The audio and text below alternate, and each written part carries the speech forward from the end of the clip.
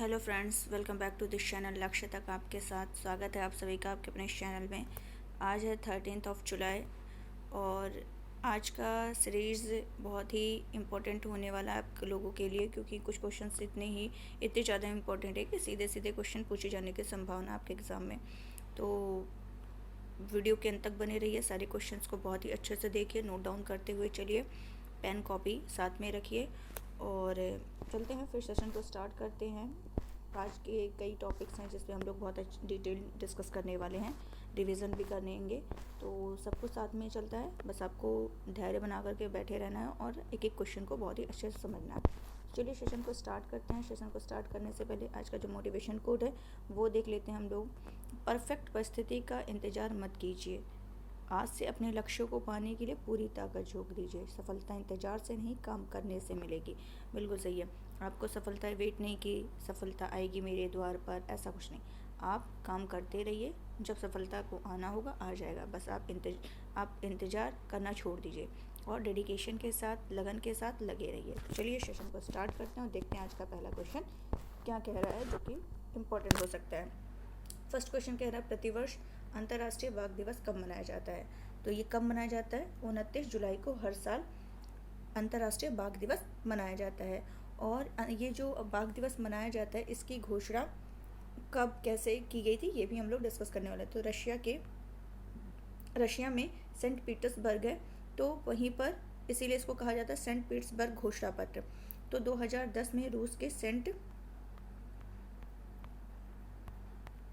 Petersburg यहाँ पर 2010 में इसका पहला आयोजन हुआ था, पहला बाघ दिवस यहीं आयोजित किया गया था रूस के सेंट पीटर्सबर्ग में। तो यहीं पर घोषणा हुई थी कि हर साल क्या किया जाएगा, 29 जुलाई को बाघ दिवस के रूप में मनाया जाएगा। तो पहला बाघ दिवस 2010 में ही मनाया गया था। अगर ये पूछ ले कि सबसे ज़्यादा टाइगर रिजर्व कहाँ है, तो कहाँ है वो? एमपी में है। एमपी को टाइगर स्टेट के नाम से भी जानते हैं, ये आपको क्लियर होगा, तो ये आपको ध्यान रखना। अगर ये पूछ ले कि प्रोजेक्ट टाइगर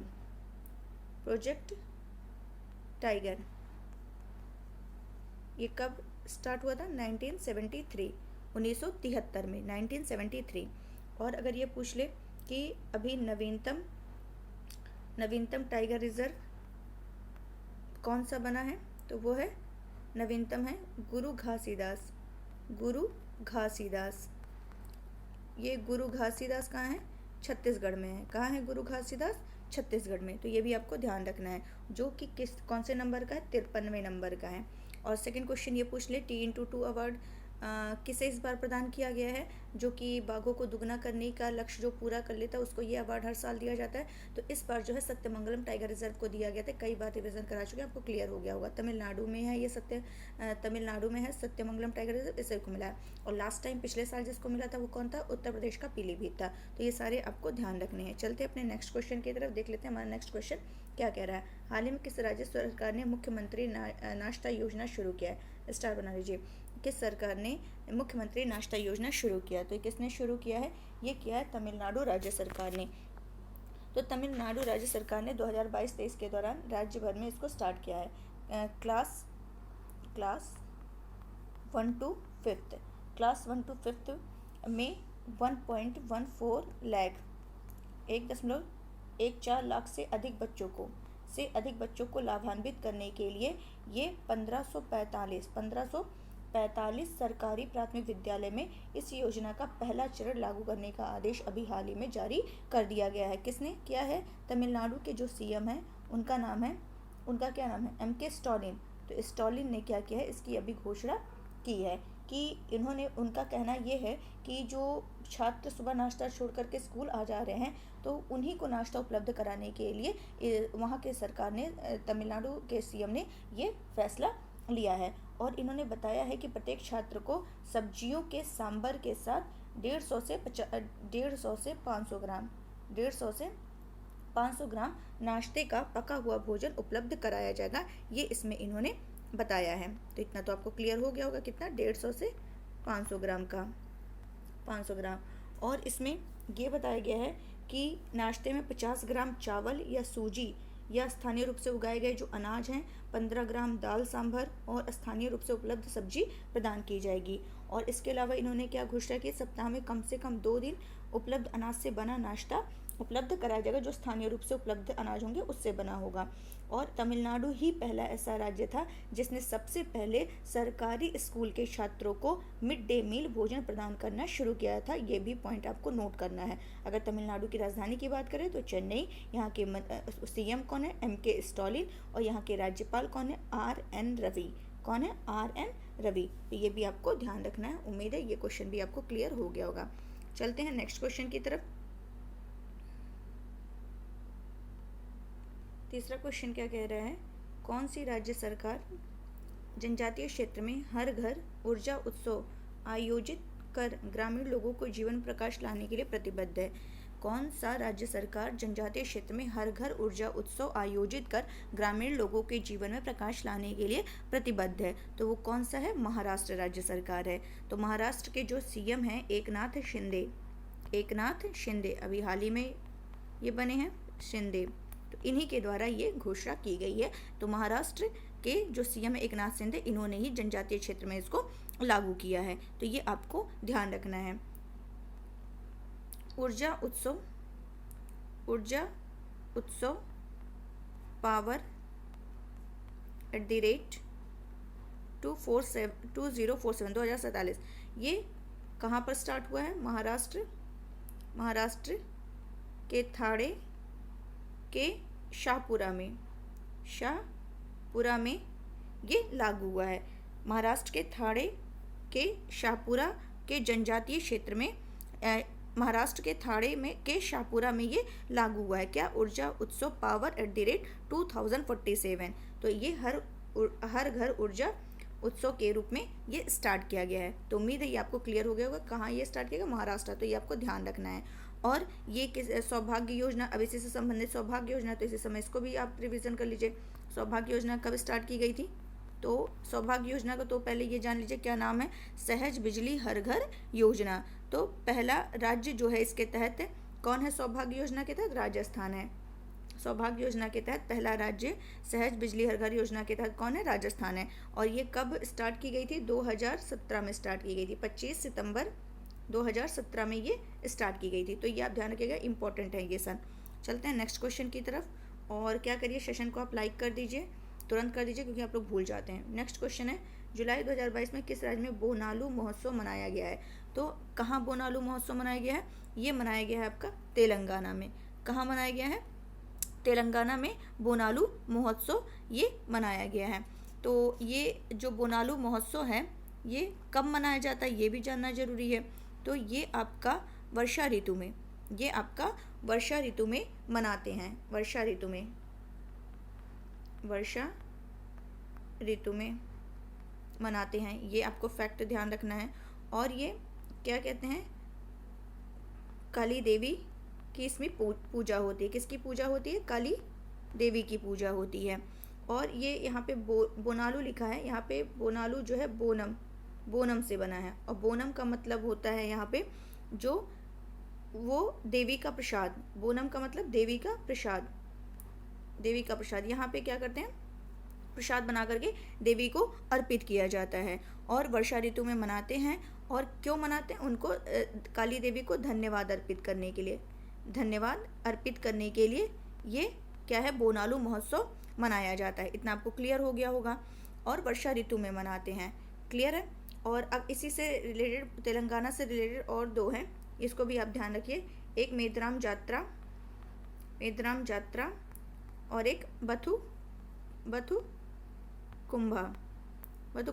ये आपको याद रखना है। ये दोनों महोत्सव जो हैं, ये दोनों त्यौहार तेलंगाना के ही हैं। चलते हैं नेक्स्ट क्वेश्चन की तरफ। 27 जुलाई 2022 को RBI द्वारा जारी डिजिटल भुगतान सूचकांक मार्च 2022 में कितना रहा है? RBI द्वारा जारी डिजिटल भुगतान सूचकांक मार्च 2022 में कितना रहा है? 349.30। कितना रहा है? 349.30 रहा है। मतलब इसका उद्देश्य क्या है? ये जो RBI जो जारी करते हैं डिजिटल भुगतान सूचकांक, ये आपको ध्यान रखना। डिजिटल भुगतान सूचकांक ये कौन जारी करता है? ये क्वेश्चन सीधे बन सकता है। तो आरबीआई जारी करती है। तो इसका उद्देश्य डिजिटल भुगतान में तेजी आई, कमी आई, ये देख करके ये जारी की जाती है। तो इस बार क्या है, जो डिजिटल इसमें क्या है, डिजिटल भुगतान में क्या आई है, तेजी आई है। क्या आई है, तेजी आई है। और कितना रहा है, 349.30। तो ये आपको ध्यान रखना है। सीधे सीधे क्वेश्चन नहीं पूछेगा आरबीआई डिजिटल भुगतान सूचकांक कौन जारी करता है, तो ऑप्शन दे देगा 4, आपको ध्यान रखना आरबीआई जारी करता है। चलते हैं नेक्स्ट क्वेश्चन की तरफ। 15 अगस्त 2022 को किस भारतीय युद्धपोत द्वारा ब्राज़ील के रियो डी जेनेरियो में तिरंगा फहराया जाएगा। तो ये कौन सा मतलब किस भारतीय युद्धपोत द्वारा ब्राज़ील के रियो डी जेनेरियो में, पहले तो ये ध्यान रखना कि रियो डी जेनेरियो कहाँ है, तो ब्राज़ील में है। तो यहाँ कहाँ बोल रहा है, कहाँ फैलाया जाएगा, तो INS तरकश, कहाँ किया जाए, INS तरकश। तो ये भी आपको ध्यान रखना है। चलते हैं नेक्स्ट क्वेश्चन की तरफ। 29 जुलाई 2022 को प्रधानमंत्री नरेंद्र मोदी ने कहाँ पर भारत के पहले अंतर्राष्ट्रीय बुलियन एक्सचेंज को लॉन्च किया है। तो चलिए इसको हम लोग डिस्कस अच्छे से करते हैं कि ये है क्या, क्योंकि आज का थंबनेल जो है यही है जो कि आपने देखा ही होगा आगे। तो चलिए देख लेते हैं। तो नरेंद्र मोदी ने कहाँ पर भारत के पहले अंतर्राष्ट्रीय बुलियन एक्सचेंज को लॉन्च किया, तो गांधीनगर। गांधीनगर कहाँ है, गुजरात। गुजरात, तो गुजरात के गांधीनगर के निकट गिफ्ट सिटी है। क्या है, गिफ्ट सिटी। गिफ्ट सिटी, ये जो गिफ्ट सिटी है इसका फुल फॉर्म क्या है, GIFT, यही होता है। तो G से हो जाएगा गुजरात, गुजरात, I से हो जाएगा इंटरनेशनल, F से हो जाएगा फाइनेंस और T से हो जाएगा टेक सिटी। गिफ्ट सिटी का मतलब T से टेक हो जाएगा। तो गिफ्ट सिटी का मतलब गुजरात इंटरनेशनल फाइनेंस टेक और सिटी, यानी गिफ्ट सिटी में, गुजरात के गांधीनगर के गिफ्ट सिटी में भारत का पहला अंतर्राष्ट्रीय वित्तीय सेवा केंद्र का अभी दौरा किया गया। क्लियर। और इसी में क्या किया गया है, ये और इसी में दौरा किया गया और इसी के तहत इन्होंने इसी के तहत इंडियन इंटरनेशनल बुलियन एक्सचेंज का क्या किया गया, शुभारंभ किया गया। ये आपको ध्यान रखना है। और अगर इसमें बात करें, एक मिनट यहाँ लिखना पड़ेगा। और ये जो एक्सचेंज है, ये क्या करेगा, ये एक्सचेंज जो करने वाला है वो फिजिकल गोल्ड, फिजिकल मतलब भौतिक, हिंदी में फिजिकल गोल्ड और सिल्वर, फिजिकल गोल्ड और सिल्वर, इसकी क्या करेगी, इसकी बिक्री करेगा। फिजिकल गोल्ड और सिल्वर की ये क्या करेगा, कौन सा, ये एक्सचेंज क्या करेगा, बिक्री करेगा। क्लियर। और इसको शंघाई गोल्ड एक्सचेंज और बोर्सा इस्तांबुल की तर्ज पर स्थापित करने का लक्ष्य है। किसको, इसी को किसकी तर्ज पर, शंघाई गोल्ड एक्सचेंज और बोर्सा इस्तांबुल की तर्ज पर स्थापित करने का लक्ष्य है, ताकि भारत को बुलियन फ्लो के लिए एक प्रमुख क्षेत्रीय केंद्र क्या किया जा सके, बनाया जा सके। इतना क्लियर हो गया होगा। अगर ये पूछे कि ये बुलियन होता क्या है, ये क्या है बुलियन, तो बुलियन का मतलब होता है, यहाँ जो लिखा है इसका मतलब है उच्च शुद्धता। उच्च शुद्धता, क्या मतलब है इसका, उच्च शुद्धता। उच्च शुद्धता का फिजिकल गोल्ड और सिल्वर, उच्च शुद्धता का फिजिकल गोल्ड और सिल्वर, जिसे बार, सिल्लियों या सिक्कों के रूप में रखा जाता है, जिसे बार, सिल्लियों या सिक्कों के रूप में रखा जाता है। बुलियन को कभी कभी लीगल टेंडर माना जा सकता है। इस बुलियन को कभी कभी क्या है, लीगल टेंडर माना जा सकता है। इसे अक्सर सेंट्रल बैंक को गोल्ड स्टोरेज के रूप में रखती है। इसे जो सेंट्रल बैंक होती है वो कभी कभी गोल्ड स्टोरेज के रूप में अक्सर इसको रखती है, या फिर संस्थागत निवेशक इसको रखते हैं।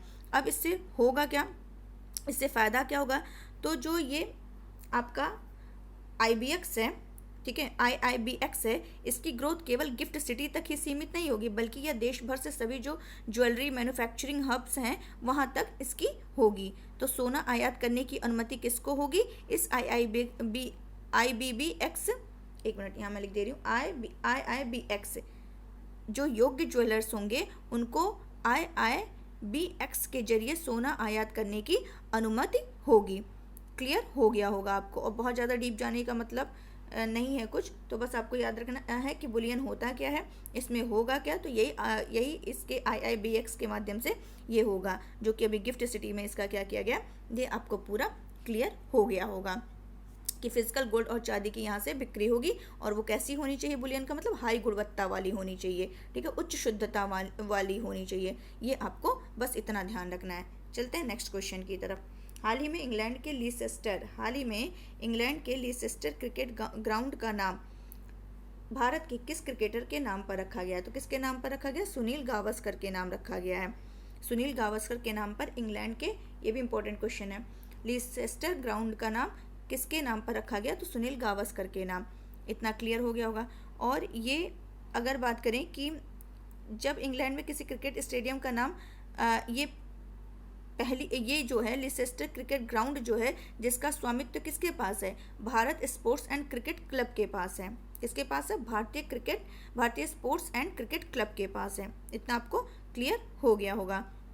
बात करें सुनील गावस्कर की, तो ये टेस्ट क्रिकेट में 10,000 टेस्ट रन पूरे करने वाले पहले क्रिकेटर बने थे।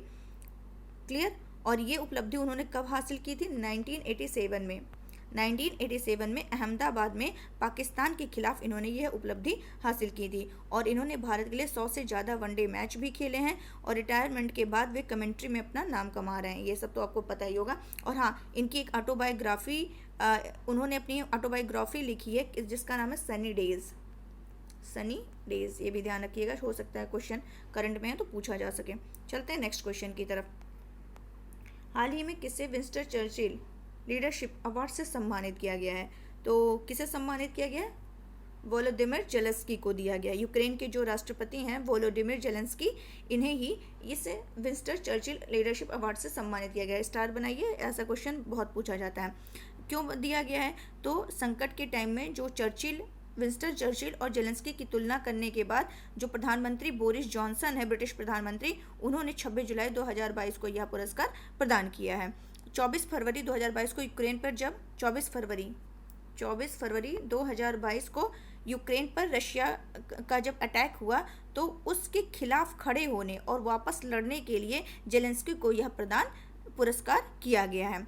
इतना आपको। और ऐसी स्थिति 1940 में चर्चिल ने भी झेली थी। तो इसीलिए ये पुरस्कार उन्हीं के नाम पर है। और ये पुरस्कार किसको दिया गया है? यूक्रेन के प्रेसिडेंट है वोलोदिमिर जेलेंस्की। तो ये आपको क्लियर हो गया होगा।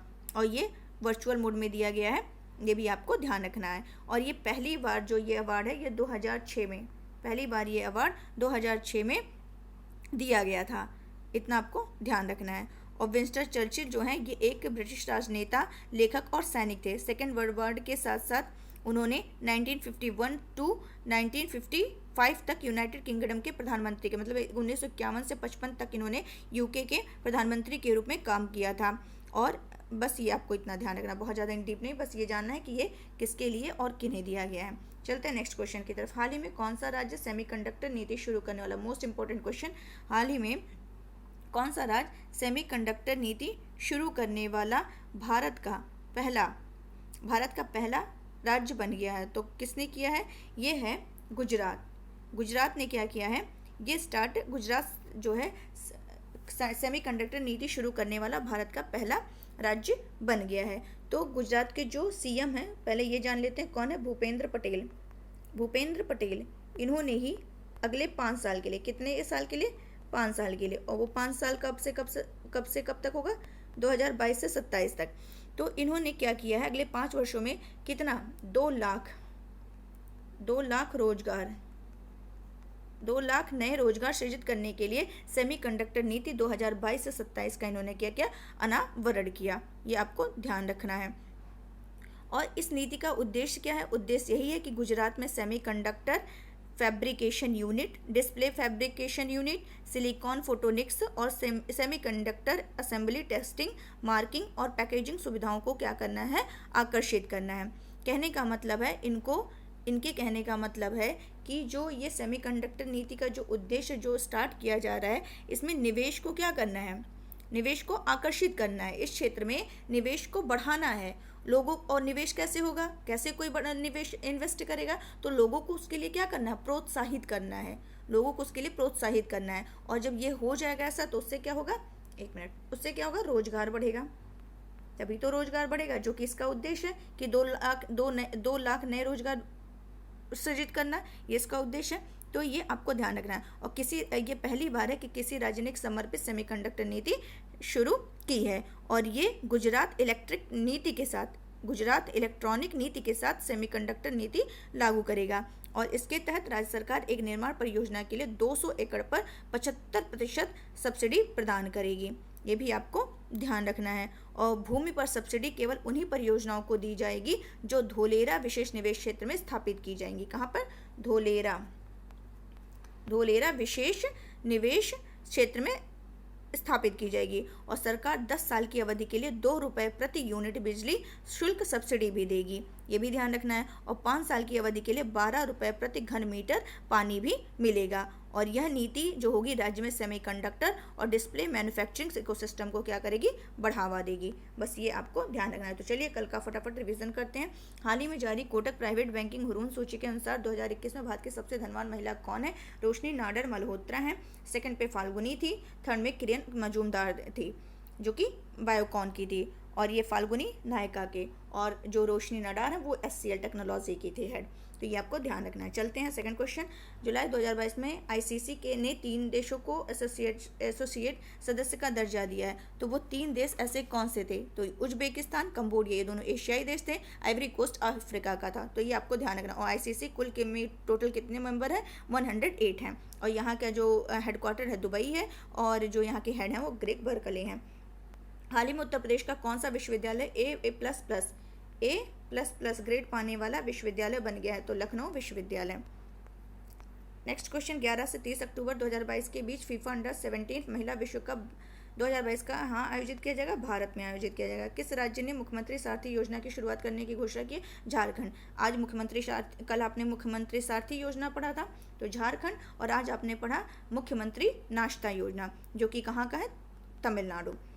विश्व एथलेटिक्स चैंपियनशिप 2022 में कौन सा देश पदक तालिका में शीर्ष पर है? अमेरिका। केंद्रीय कृषि और किसान कल्याण मंत्री नरेंद्र सिंह तोमर ने देश में कौन से नंबर की कृषि संगणना स्टार्ट की है? तो 11वें नंबर का स्टार्ट किया है। Next question. हाल ही में किस देश ने दुनिया का पहला तंबाकू निरोधी बिल पेश किया है? न्यूजीलैंड ने। भारतीय नौसेना को 28 जुलाई 2022 को किस स्वदेशी विमान वाहक की डिलीवरी मिली है? विक्रांत को। तो ये हम लोगों ने डिस्कस किया था। 262 मीटर लंबा है, 62 मीटर चौड़ा है, 13 साल का समय लगा बनाने में, 30 फाइटर जेट उड़ान भर सकते हैं, 45,000 टन इसका वजन है। 28 जुलाई 2022 को किस राज्य में हरेली पर्व मनाया गया? तो छत्तीसगढ़। हरेला पूछे तो उत्तराखंड, हरेली पूछे तो छत्तीसगढ़। हाल ही में भारत ने, ये आपके लिए क्वेश्चन है जिसका आंसर आपको कमेंट बॉक्स में देना है। हाल ही में भारत ने कितने नए रामसर स्थलों को नामित किया है? तो आपका ऑप्शन भी दे रहे हैं 49, अरे सॉरी कितने, ये तो बढ़ गए हैं। कितने को नामित किया है? तो 5, 4, 6, 2 कितने को नामित किया और कितने बढ़ करके कितने हो गए, ये पूरा आपको बताना है। हो सके तो कौन कौन से शामिल किएंगे ये भी आप बता दीजिएगा, जिससे आपका रिवीजन हो जाएगा। तो ये क्वेश्चन आपके लिए जिसका आंसर आपको कमेंट बॉक्स में देना है। तो चलिए आज के लिए बस इतना रखते हैं। बाकी ये मैप दे दिया है, मैप आप लोग देख लीजिएगा। पूरा वर्ल्ड मैप है, इंडिया मैप है, दोनों है। तो ये आप लोग को देखना है। तो चलिए, जिसने अभी तक नहीं लाइक किया तो प्लीज़ लाइक करिए, शेयर करिए और ज़्यादा से ज़्यादा शेयर करिए और सब्सक्राइब करना बिल्कुल मत भूलिए। तो उम्मीद है आपको ये सेशन अच्छा लगा होगा, पसंद आया होगा। तो प्लीज़ लाइक करिए, शेयर करिए और बने रहिए, विश्वास बनाए रखिए। तो आज के लिए बस इतना ही रखते हैं। कल आपके लिए टेस्ट सीरीज़ आएगी। कल संडे है तो टेस्ट सीरीज़ मिलेगी, जो कि किससे रिलेटेड होगी? पॉलिटी से रिलेटेड होगी। बाकी मंडे से हम लोग करंट अफेयर्स का फिर से डिस्कस करें। और हाँ, ये मंथली आपको नेक्स्ट संडे तक मंथली आपका लेक्चर जुलाई का प्रोवाइड करा दिया जाएगा। तो आज के लिए बस इतना ही रखते हैं। Thank you so much.